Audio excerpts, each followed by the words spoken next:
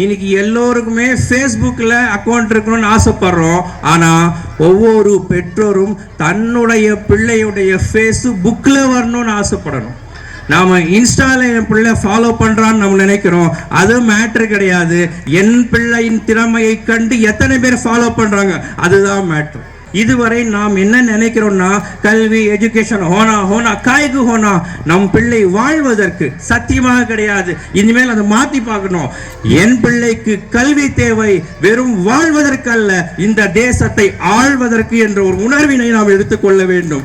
Special கிளாஸ்ன்னு பார்த்தாலும் சரி, night கிளாஸ்ன்னு பார்த்தாலும் சரி, காலையில் எழுறதும் சரி, ட்ரெஸ்ஸு ரெடி பண்ணி கொடுக்கணும்னு சொல்லி பசங்க படிக்கிறது முடியல, ஸ்பீச்சு, எஸ்ஏ, காம்படிஷன், வறுமை எல்லாம் ரைட்டு, இன்னைக்கு சுமையாகத்தான் இருக்கும்.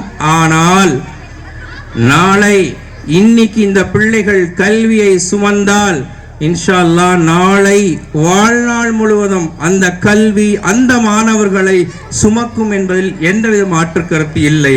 ஒவ்வொரு பெற்றோருக்கும் என்னடா வேலைன்னா, டேலண்டட் பர்சனாலிட்டிஸ் அச்சீவ் பண்ணக்கூடியவர்கள், ஆலிம்கள், ஹஸ்ரத்கள், இமாம்கள், ஆசிரியர்கள், யாரெல்லாம் படித்தவங்களா இருக்காங்களோ அவர்களிடம் நம் பிள்ளையை கொண்டு சேர்க்க வேண்டிய கடமையும் பொறுப்பும் ஒவ்வொரு பெற்றோருக்கும் உண்டு.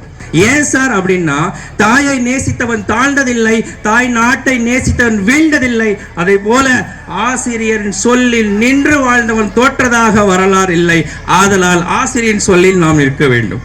டிகிரி வாங்கிட்ட பிறகு அவங்க பண்ற சேவையில் எப்படி இருக்கணும்னா, ஒவ்வொருத்தரும் பச்சை பேனாவில் சைன் பண்ற அளவுக்கு நாம் மாற்ற வேண்டும். வாழ்வது வரும் வரை நம்மை வாழ்த்தட்டும் அடுத்த தலைமுறை. வாய்ப்புக்கு நன்றி. வாழ்வோம், வளர்வோம், வெல்வோம்.